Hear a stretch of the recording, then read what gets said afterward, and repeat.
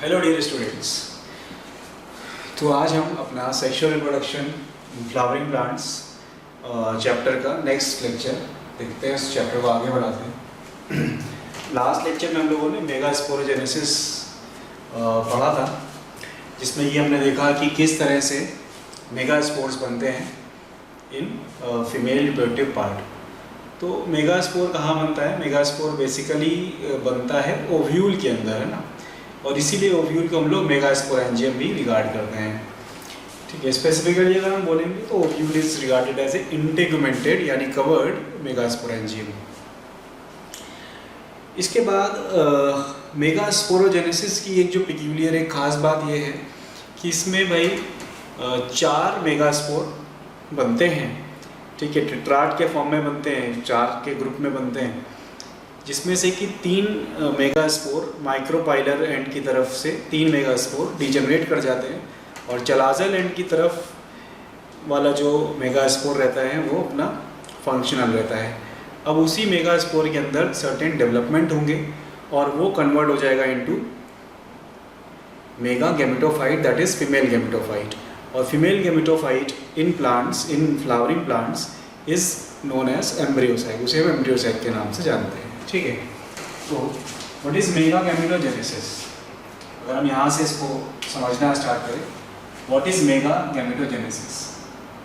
So mega gametogenesis is development of megaspore. ठीक है, megaspore का डेवलपमेंट इनटू मेगा गैमेटोफाइट।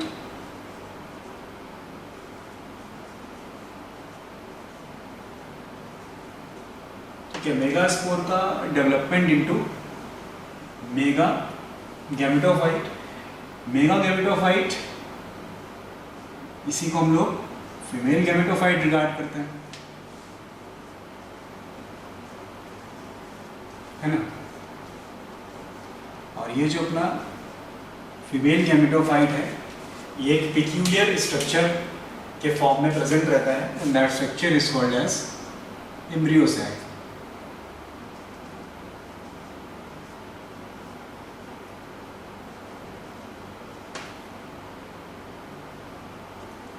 ठीक है, तो मेगा गैमेटोफाइट का अगर कोई एक स्पेसिफिक नाम है तो वो है एम्ब्रियोसैक। अब जब एक मेगास्पोर मेगा गैमेटोफाइट में कन्वर्ट होता है, डेवलप होता है, तो उस मेगास्पोर में किस तरह का डेवलपमेंट होता है? ठीक है, दैट मीन्स उसमें क्या होता है, क्या वो ग्रो करता है, एनलार्ज करता है कि डिवाइड करता है, क्या करता है? तो for a megaspore to become mega gametophyte, that is embryo sac, the changes that take place, they are enlargement,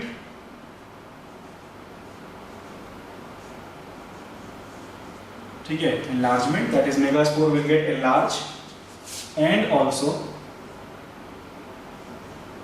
mitotic division।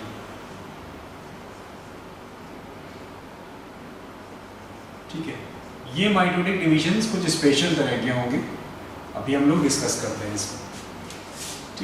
तो a megaspore will enlarge and divide to get converted into mega gametophyte, and this event is called as mega gametogenesis। इसी event को हम लोग क्या बोलते हैं? Mega gametogenesis बोलते हैं। चलो देखते हैं इस इवेंट को। ठीक है, तो let's say that this is your megaspore, the functional one which is left after the degeneration of 3 megaspore from micropylar end, so this one is from the chalaza end। ये उसका न्यूक्लियस बना देता हूँ मैं तुम्हारे सामने।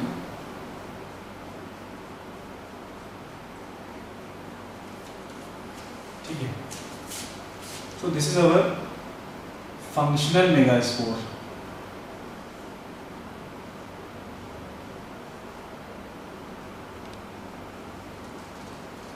Functional megaspore, what will be it's ploidy?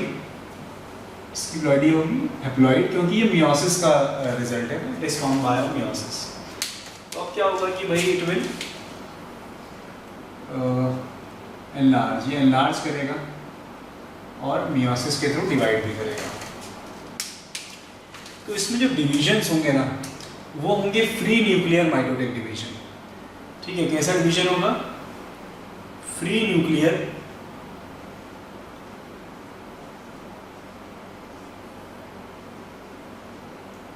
Mitotic division. तो free nuclear mitotic division में क्या होता है कि सिर्फ न्यूक्लियस यानी पहले सिर्फ कैरियोकाइनेसिस होगा, ठीक है, साइटोकाइनेसिस नहीं होगा।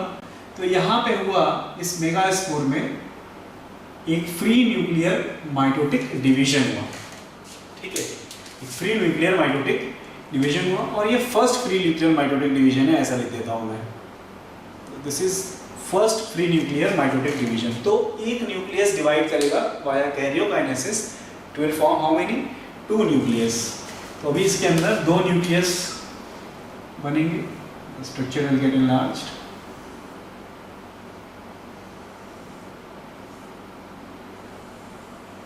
स्लाइटली ओवल शेप का स्ट्रक्चर बनेगा, ठीक है, और इसमें 2 सेल्स बन गए, तो सॉरी 2 न्यूक्लियस बन गए।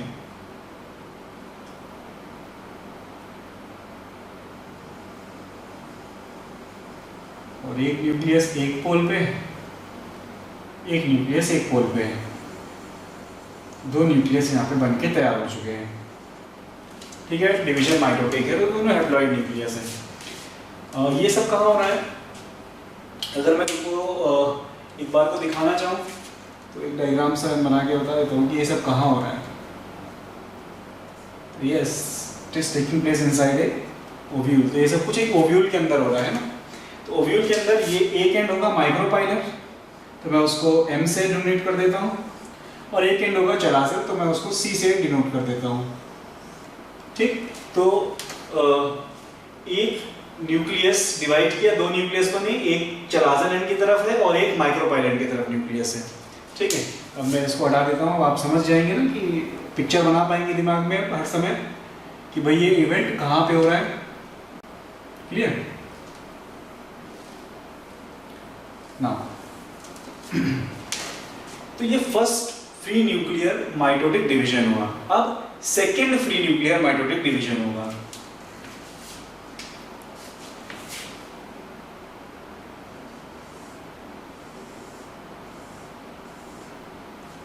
Second free nuclear mitotic division.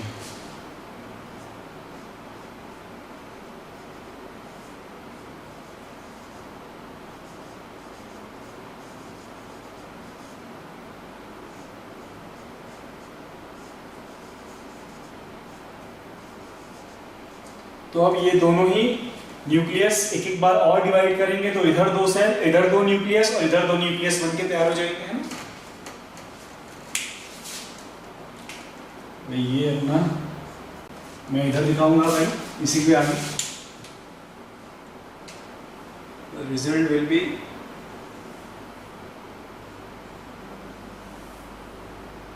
उतना ही बड़ा बनाना चाह रहा हूँ।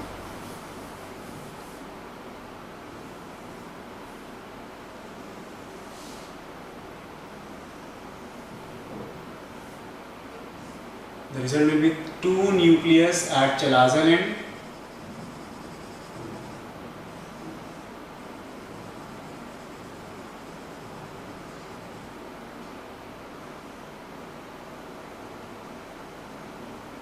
and 2 nucleus at the micropylar end.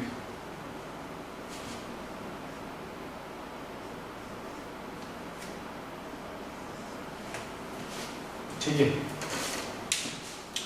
अब एक और third free nuclear mitotic division.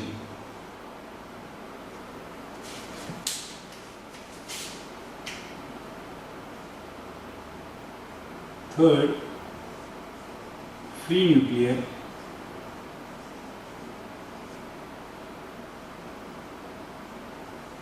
Mitotic division will take place. तो अब क्या होगा कि एक एक और न्यूक्लियस वहाँ पे बन जाएगा। 3 न्यूक्लियर एक एक और करेंगे तो 4 न्यूक्लियस इस एंड में और 4 न्यूक्लियस उस एंड पे बन जाएंगे। ध्यान से समझना है इसको यार, थोड़ा सा इंपॉर्टेंट है ये।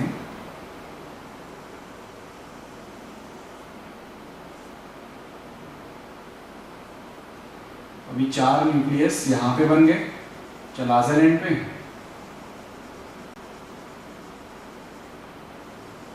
4 न्यूक्लियस ये, 4 न्यूक्लियस बन गए माइक्रोपाइलर एंड पे। क्लियर? कंफ्यूज तो नहीं हो रहा है ना? तो जो जिस तरह का इसमें डिवीजन हो रहा है ना, वो याद रखना बहुत ज़रूरी है। That is free nuclear mitotic division, और ये हर बार होगा। हर बार ऐसे हर जब भी गैमेटोफाइट बनना होगा, फीमेल गैमेटोफाइट, तो ये free nuclear divisions they are obligatory, they are essential like means. ठीक, तो इस तरीके से यहाँ पे इसके डिवीजन्स हो चुके हैं ना, 3 फ्री न्यूक्लियर माइटोटिक डिवीजन्स यहाँ पे हो गए। नाउ व्हाट विल हैपन, अब इसके बाद यहाँ पे क्या होता है कि अब दोनों एंड से, ठीक है, चलाजर एंड से भी और माइक्रोपाइलर एंड से भी, दोनों एंड से एक एक न्यूक्लियस माइग्रेट करके सेंटर में आ जाएगा। दोनों एंड से, एक चलाजर एंड से और एक माइक्रोपाइलर एंड से, एक एक न्यूक्लियस माइग्रेट करके सेंटर पे आ जाता है। ठीक है,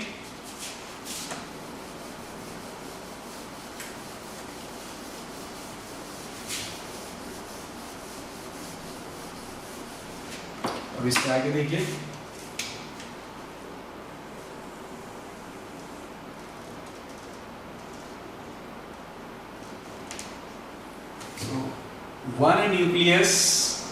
one nucleus from each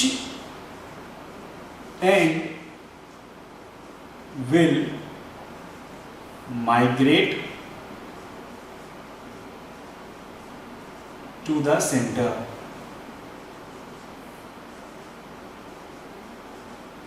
ठीक है, तो दोनों एंड से एक एक न्यूक्लियस सेंटर पे माइग्रेट करके आएगा।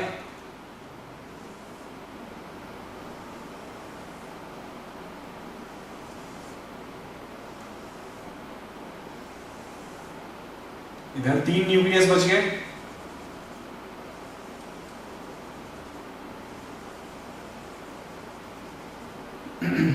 इधर 3 न्यूक्लियस बच गए,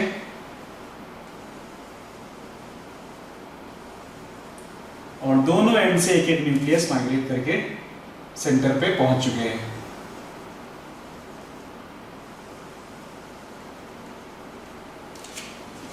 ठीक है, now at last what will happen, the cytokinesis. ठीक है, अब क्या होगा, साइटोकाइनेसिस होगा।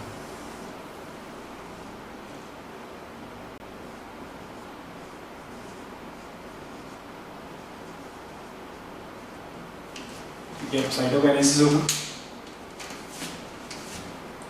और सभी न्यूक्लियस के अराउंड वॉल बनेगी, और अपना जो गैमेटोफाइट है, दैट इज एम्ब्रियो सैक, वो कंप्लीट हो जाएगा उसका फॉर्मेशन।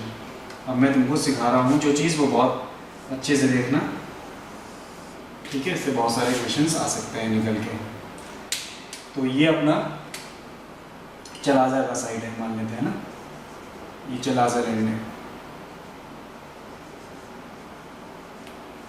ये माइक्रोपाइलर एंड है।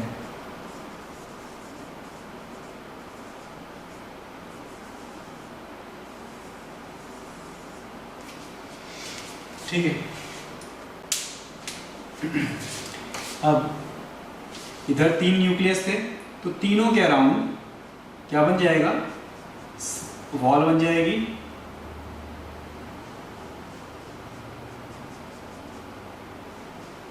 और इधर 3 सेल बन के तैयार हो जाएंगे।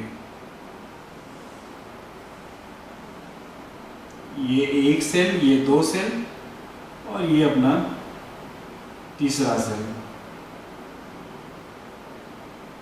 ये 3 सेल बन के तैयार हुए चलाजर एंड पे। ठीक है, so these are the 3 cells at chalaza end. They are called antipodal cells. They are called antipodal cells. ठीक है, कितने सेल्स हैं ये? 3 in number, they are 3 in number.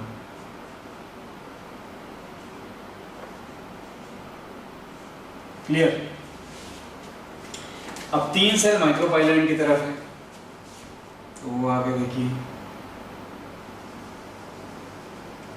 सब 3 न्यूक्लियस माइक्रोपाइलम की तरफ है अभी। ये एक न्यूक्लियस, ये दूसरा न्यूक्लियस और ये तीसरा न्यूक्लियस। ठीक है, तो इसमें भी 3 सेल्स बनेंगे। एक ये सेल रहा, ये देखो,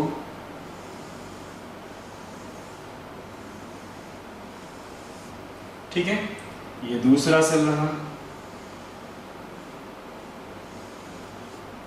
और ये तीसरा सेल रहा।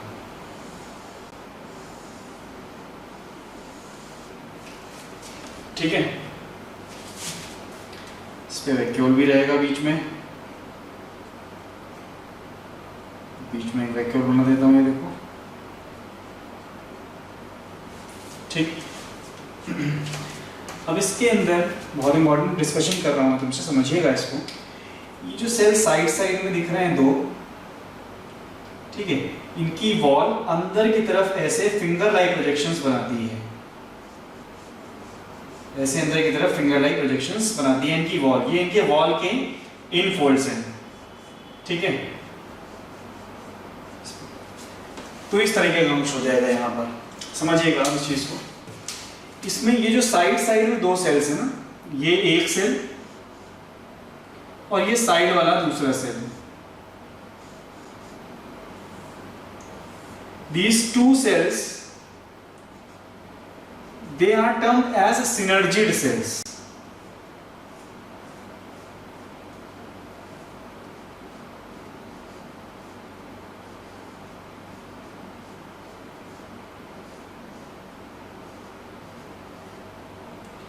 They are termed as synergid cells. इन्हें synergid cells बोलते हैं।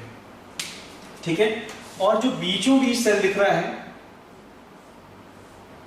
this cell is actually female gamete या egg cell।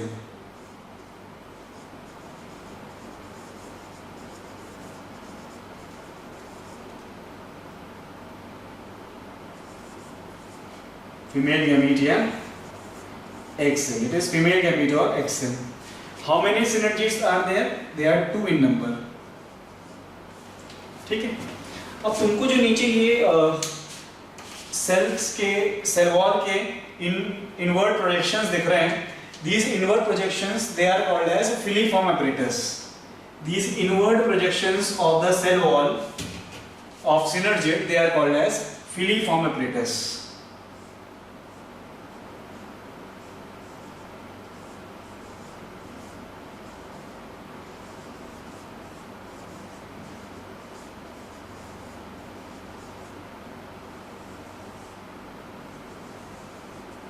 ठीक है,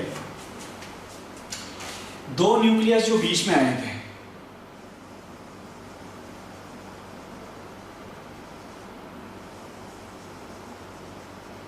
अच्छा हाँ, एक चीज और मिस हो गई अपने पास कि 2 सिनर्जिड और एक फीमेल गैमीट, ये जो 3 सेल का क्लस्टर है, it is collectively called as egg apparatus। क्या बोलते हैं इसको?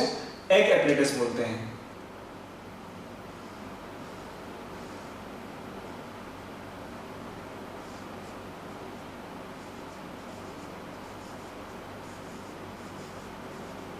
एग apparatus,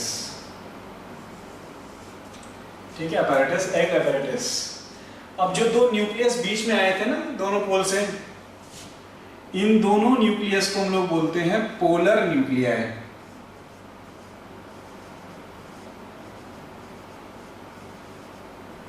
ठीक है, इन्हें क्या बोलते हैं? पोलर न्यूक्लियाई बोलते हैं। और इन दोनों के कॉमन सेल वॉल बनती है। इन दोनों के लिए सेपरेट, अलग अलग दोनों न्यूक्लियस के लिए सेल वॉल नहीं फॉर्म होती है, इनकी कॉमन सेल वॉल फॉर्म होती है ऐसे। तो ये सबसे बड़ा एक सेल बनता है विद 2 न्यूक्लियस। समझ रहे हो ना? और इसे बोलते हैं सेंट्रल सेल। क्या बोलते हैं इसको? Central cell.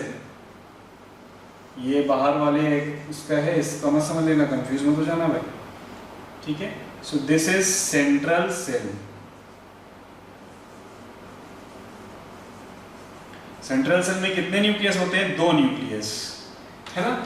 तो अपने पास टोटल सेल्स कितने हो गए इस एम्ब्रियो सैक में? There are 7 cells, that is 3 antipodal cells, 2 synergid cell, 1 female gamete and 1 central cell। तो यहाँ पे हो गए अपने पास 7 cells, बट न्यूक्लियस कितने हैं? 8 न्यूक्लियस हैं, ठीक है। देखिए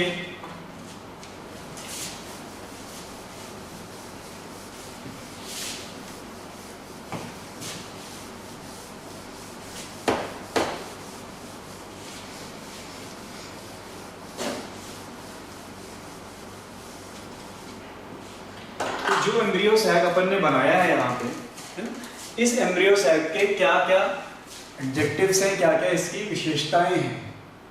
तो सबसे पहला इसका जो कैरेक्टरिस्टिक है वो ये है कि इट इज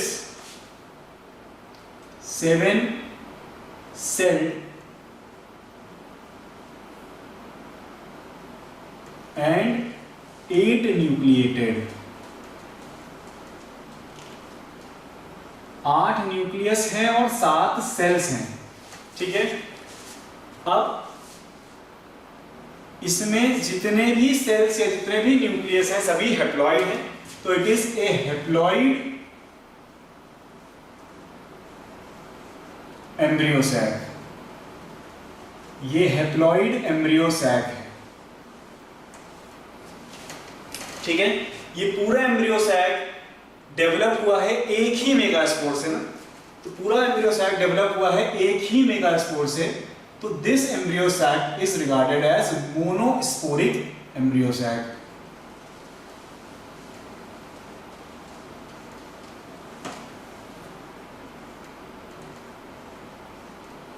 ठीक है, it is regarded as monosporic embryo sac. इस तरह का एम्ब्रियो सैक सबसे पहले पॉलीगोनम नाम के प्लांट में देखा गया था, ठीक है।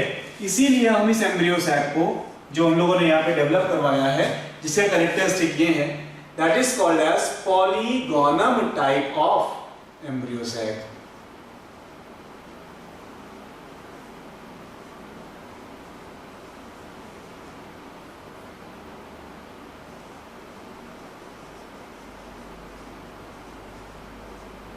ठीक है, क्या बोलते हैं इसको? Polygonum type of embryo sac. Clear? तो ये कुछ बातें हैं इससे एसोसिएटेड, इस पर्टिकुलर एम्ब्रियो सैक से एसोसिएटेड बातें हैं ये। अब आज हम लोग इतना ही यहाँ पे रखेंगे। इसके आगे इसी एम्ब्रियो सैक पे थोड़ा सा डिस्कशन क्वेश्चन के लेवल पे हमें नेक्स्ट क्लास में करना है। आज तुम सिर्फ इतना अगर अपने मन में एकदम अच्छे से याद कर लो, समझ लो, कॉन्सेप्चुअलाइज कर लो, तो नेक्स्ट लेक्चर में हम लोग जो करेंगे ना, बहुत मजा आने वाला है, क्योंकि इसमें बहुत सारे डिफरेंट टाइप्स के क्वेश्चंस रहेंगे, अलग अलग एग्जाम में आए हुए क्वेश्चंस, और कुछ ऐसे क्वेश्चन जो आपको सोचने में मजबूर करेंगे। ठीक है, तो आज इतना ही करते हैं। अगला डिस्कशन एम्ब्रियो सैक पे, और इस तरीके से हम फीमेल का पार्ट भी कंप्लीट कर लेंगे अपने नेक्स्ट लेक्चर के अंदर। ठीक है, तो अच्छे से इसको पढ़ो, अपने लेक्चर्स के जो बैकलॉग अगर बनाया हुआ है उसको कंप्लीट कर लो। ठीक है, टेंशन नहीं लो, बहुत आसान है। 12th class compare to 11th class, scoring भी बहुत है, और तुम्हारे नीट के एग्जाम में 12th का बराबर वेटेज है एज कम्पेयर टू 11th का जितना वेटेज है उतना ही 12th का वेटेज है। तो अगर 12th भी अच्छे से अगर हमने एकदम पकड़ के कर लिया तो हम बहुत अच्छा, हमारे पास ऑप्शन रहता है बायो में स्कोर करने का। ठीक है, और हमारा क्योंकि एम 360 है, कंप्लीट स्कोर है, तो हमें एक एक कॉन्सेप्ट को, एक एक चैप्टर को बहुत अच्छे से पढ़ने की रिक्वायरमेंट है। ठीक है, बाकी हम लोग नेक्स्ट लेक्चर में और डिस्कस करते हैं। ठीक है, आज के लिए इतना ही है। Thank you.